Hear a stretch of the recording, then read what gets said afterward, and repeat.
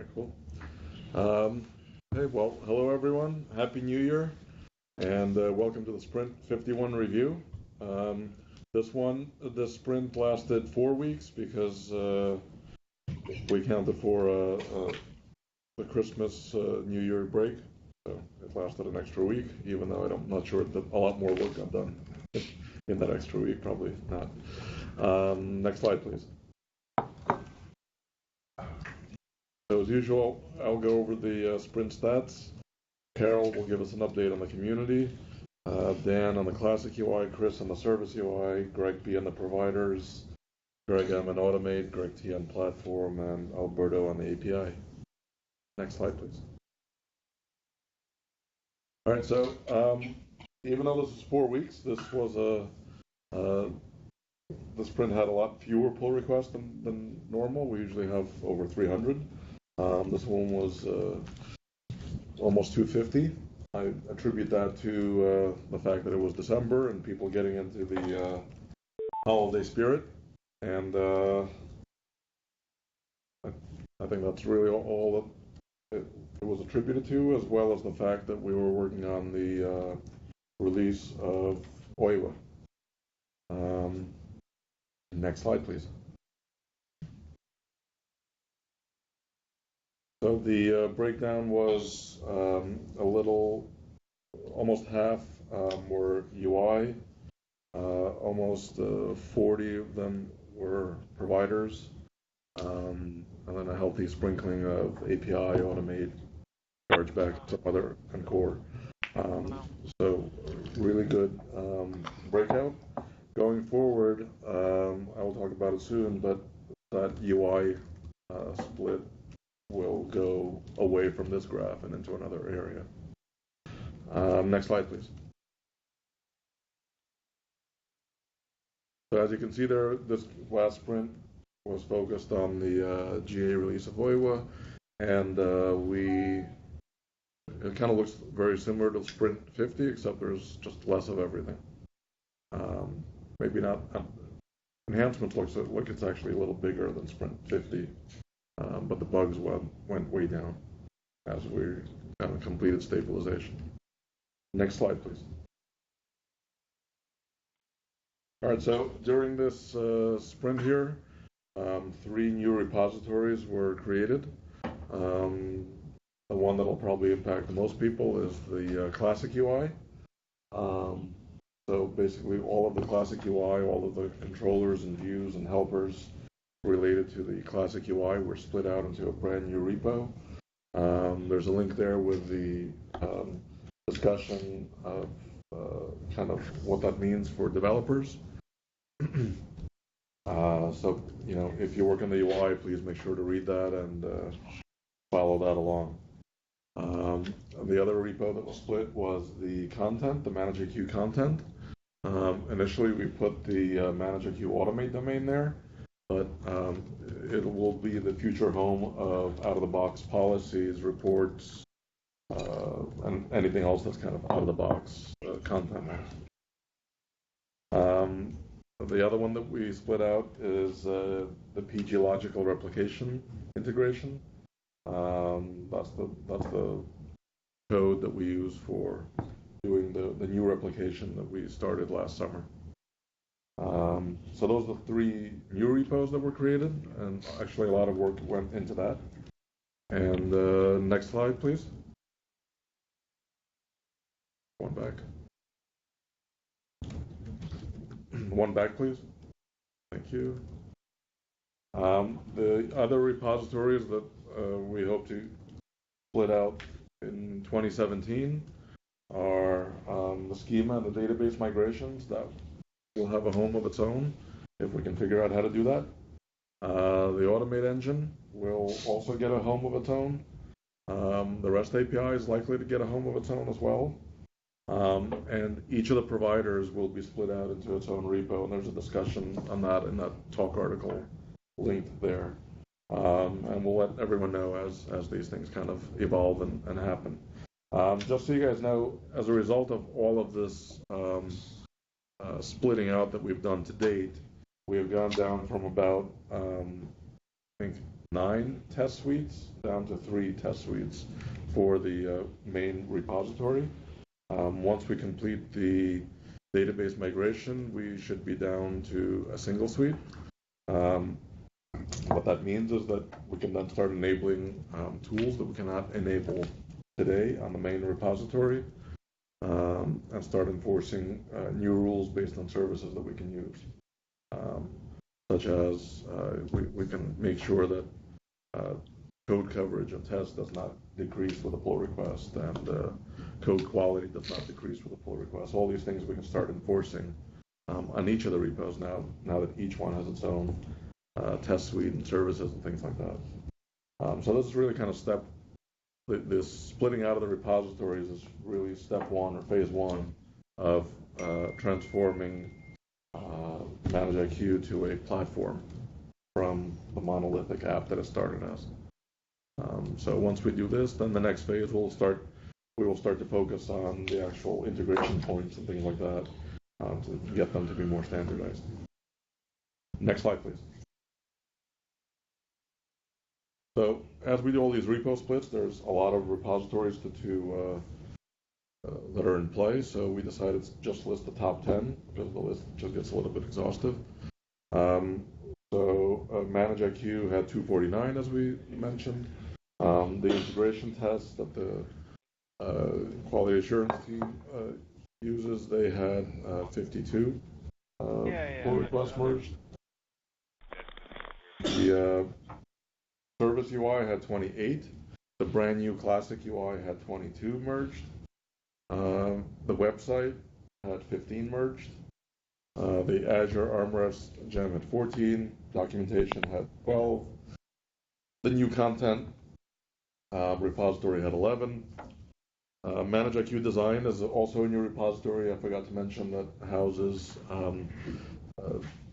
design for new features. So it will have UI mockups. It should have design documents, things like that. So that we just have one-stop shopping, and people can actually go to that as a single source of truth. And then last but not least, there's more core extensions. This is a older gem that we have that has a lot of kind of cool Ruby things in it that you might want to look at. Next slide, please. All right, and over to Carol. All right. Thanks, Oleg, and Happy New Year to everyone. So the main news from the past few weeks is the Manageiq general availability release, which happened just before the Christmas holidays. So you can read about some of the highlights of the release from the blog post link there. And the appliance downloads are available on the manageiq.org website as well. So, by the way, the GA release was also mentioned in Linux Weekly News. So for those who are subscribers, you probably saw that. I think the non-subscription versions will be available from today.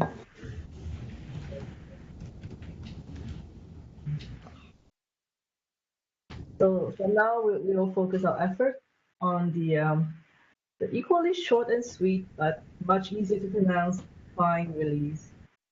So,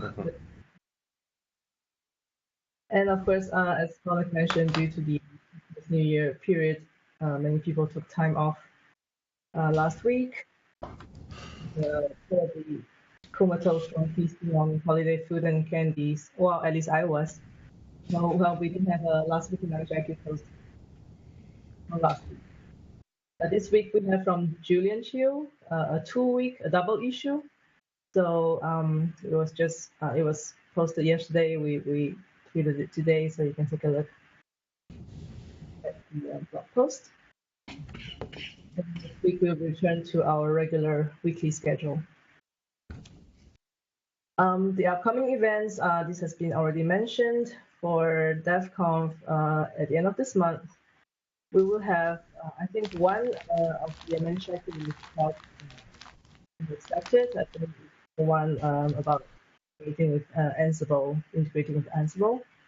There will also be a Manageiq booth, and probably some lightning talks. I think David, you have submitted for talks. So for those who are willing to help out with the booth, it's probably not going to be too much work. But if you're interested to help out with setting up demos, let me know. Thank you. And for FOSDEM in Brussels, beginning of next month, I'm still waiting for, because not all the dev rooms have announced the talks, the acceptance yet. So I'm still waiting for a couple of responses to come. So I'm not sure yet which talks have been accepted.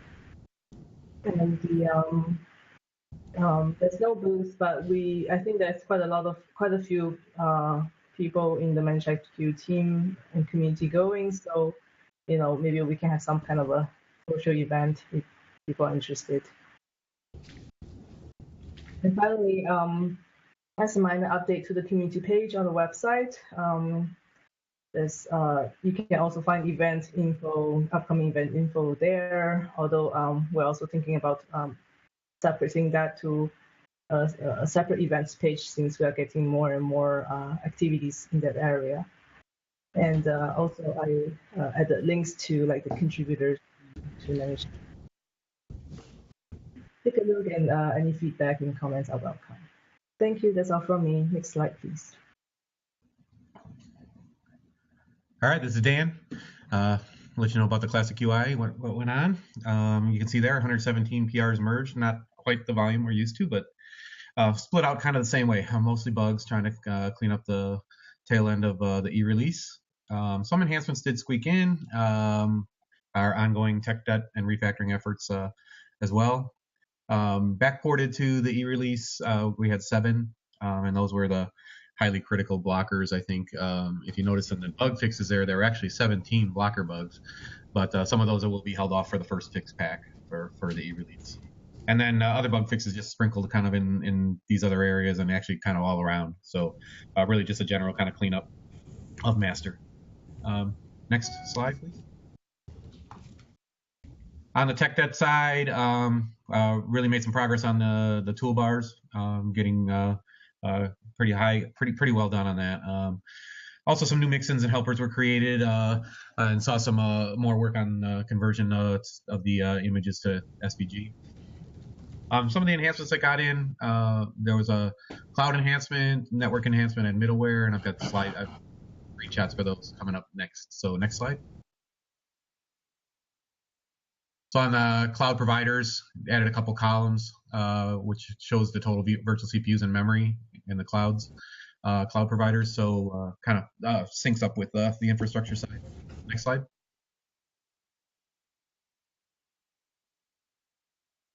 In the network side, there's a new floating IP provisioning. So you get a new menu item, and that brings you up to the ability to add a new floating IP. Next slide. And in middleware, they've basically added the notifications that we added a little bit back.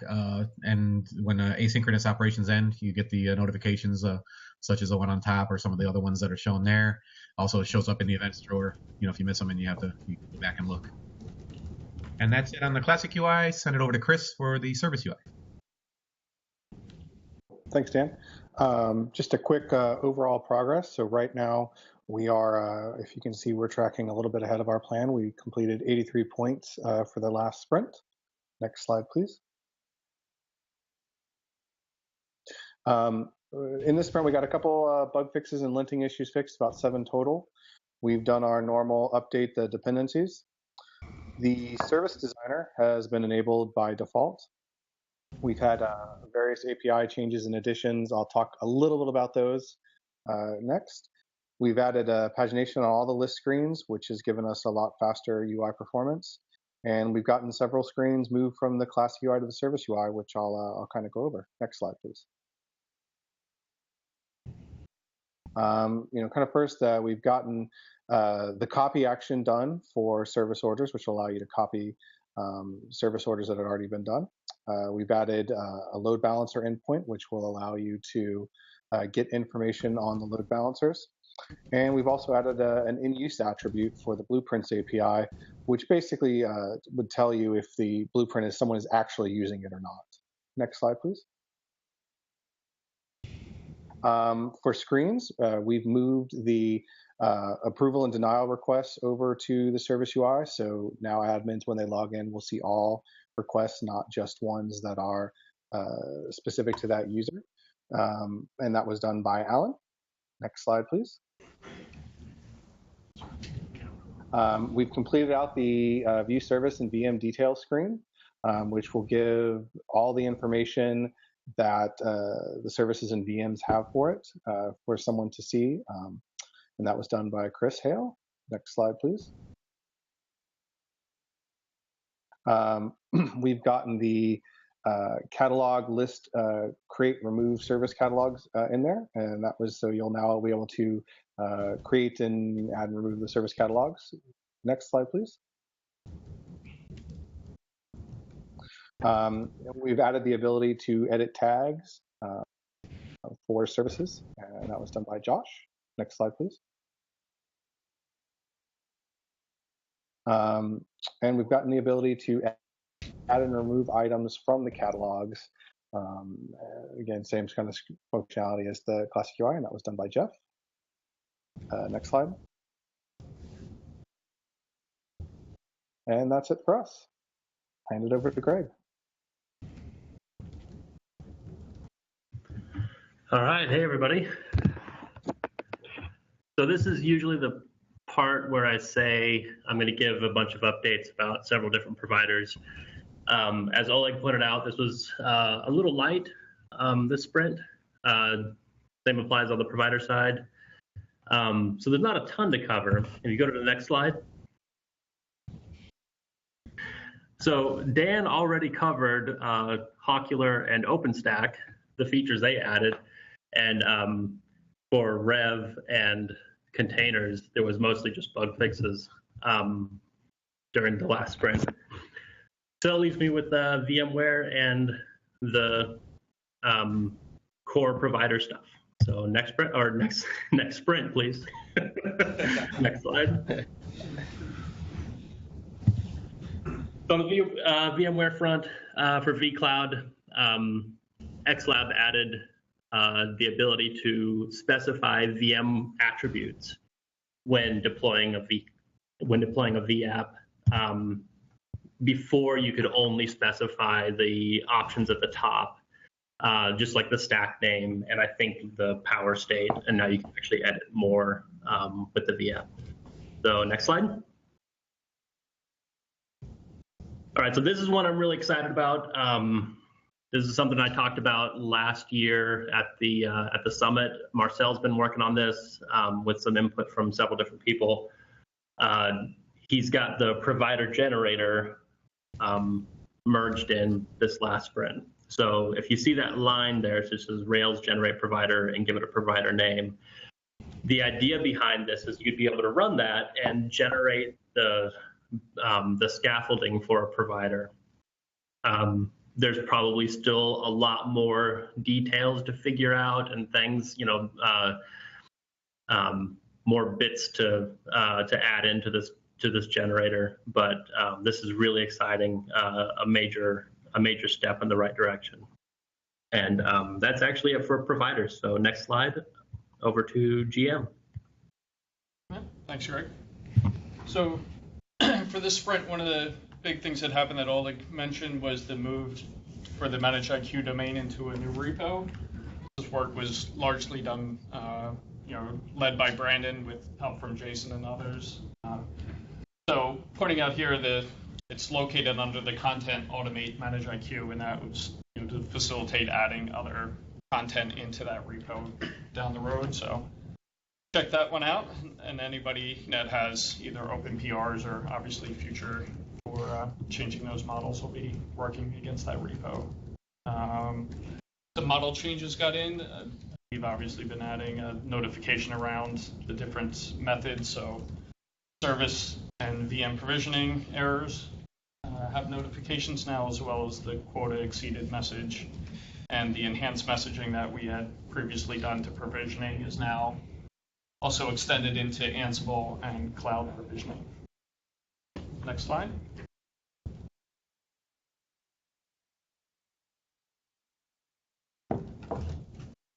Nope, back one. There we go. So this one's kind of a fix, but I wanted to point it out. If you were importing domains or importing automate modeling from the UI, it was not honoring the tenant that you were in and would add it, I believe, into the root. So you weren't able to get changes imported into whatever tenant you were currently logged in at. So that was changed to honor that. And then for service dropdowns, the previous, I think, before Patternfly allowed you to search through the drop-down fields and find elements, and Patternfly changed that where whatever character you hit, it would always find that first entry, and the second character would then find the first entry starting with that character. What we really wanted was more of a search feature, so we enabled that. So now you can see on the right there that you have an edit field where you can type in and limit the view of the items in the dropdown. So next slide. I just wanted to mention kind of the ongoing work. We're still refactoring the automate methods to support the newer style, namespacing it, as well as improving the tests around those, and the tests are a lot more lightweight, speeding up the whole test framework there, as well as what Oleg mentioned, splitting out the automate engine into its own repo. So Brandon's working on that as well. That's it for automate. Over to Greg. Okay, thanks, Greg. Excuse me. So on the platform side, I guess a little lighter than last sprint as well, but you can see by the pie chart there that squashed a lot of bugs. Most of it was bugs. The second highest was technical debt and refactoring, and I'll talk about some of the enhancements and bugs, significant bugs, in the next couple of slides. The next slide, please. So work continues on chargeback. So a significant new feature is for supporting chargeback for resources that don't have metrics. So in this case, we can only support fixed and allocated costs since we don't have metrics. So that is actually pretty much done. Right now, we're doing it for Hyper-V. The goal is to ultimately support, just in general, even like VMware, if you don't have metrics collection, to be able to still do costing on fixed and allocated costs. So Shimon has been working hard on that, made a lot of progress. Still has some work to do, but it's mostly done. Also, another significant change is that Libor did. He's added arbitration logic for cases where multiple rates are assigned. And that can happen when you do assignment of rates based on tags. And you could have, like, for instance, the most common case is a storage that is tagged with multiple tags, and it picks up multiple rates. And what we were doing was applying those rates, the multiple set of rates, to the same storage. And the costs were much higher than would be expected. And also a small change to support yearly rates, because we basically had the back end to support that anyway. So Shimon added that. Next slide, please. On the appliance side, LJ fixed a pretty significant bug where there was a race condition that could get you in a state where there's no master server handling the administration of roles on the appliance. It's kind of an edge condition, but when it happened, it sort of didn't recover. You had to kind of manually intervene, so it was a pretty significant bug. And on the replication side, Nick's been busy with upgrading PG Logical to the latest version. I think we were at 1.01, right? So it's a pretty big jump. So there's a bunch of bug fixes there. Trigger support, which I believe this version actually works. The triggers work. Previous version, they had trigger support, but didn't quite work, at least for us. The next one is a kind of a quality of life thing, defaulting the subscription database name on the subscription entry for when you configure replication, so that you don't have to type VMDB production as many times as you have regions that you're adding subscriptions to. And as Oleg mentioned, he moved the PG Logical extension into a gem called PG Logical. And that's like the active record layer that Nick did on top of PG Logical. And that's pretty much it for platform for this sprint. Next slide. Turn it over to Alberto. Okay, so on the API side, we've had an enhancement made to system token authentication, where requests coming in with users from external system like MIQ LDAP or external auth authentication, we needed the API to reauthorize these users. So this kind of gave us the ability to auto-create user objects in the lower regions, as well as the authorization updated like user attributes and group information. So while performing central admin operations, that kind of gets done behind the scenes. So next slide, please.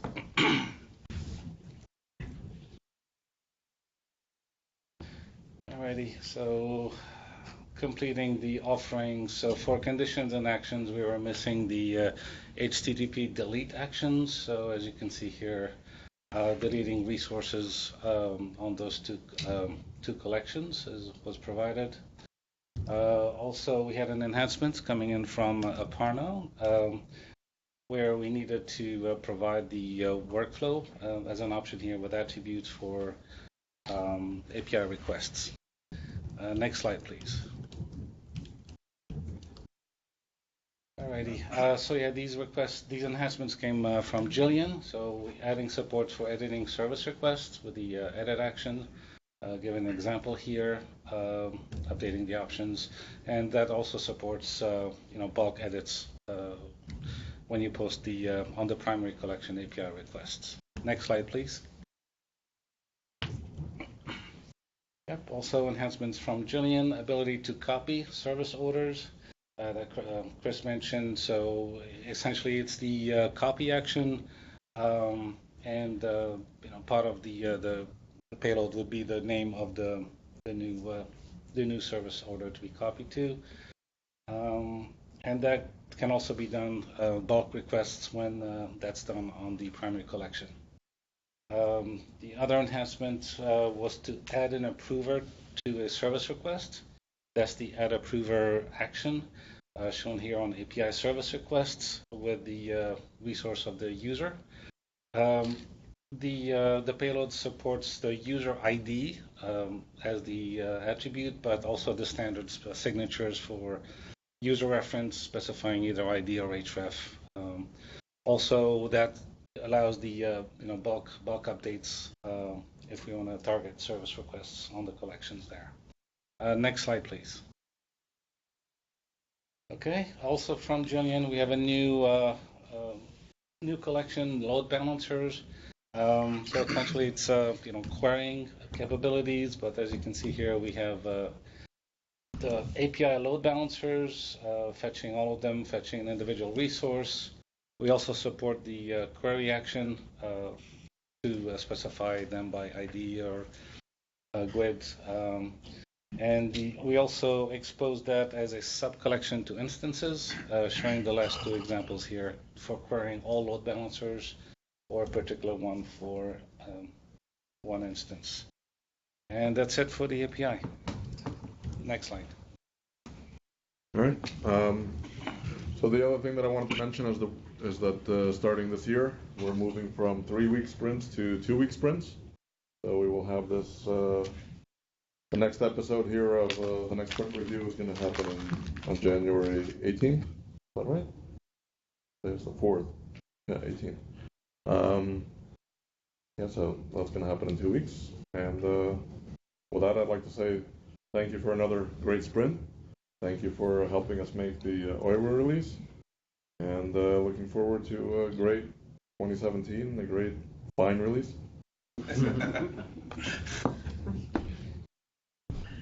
All right. Well, thank you, everyone.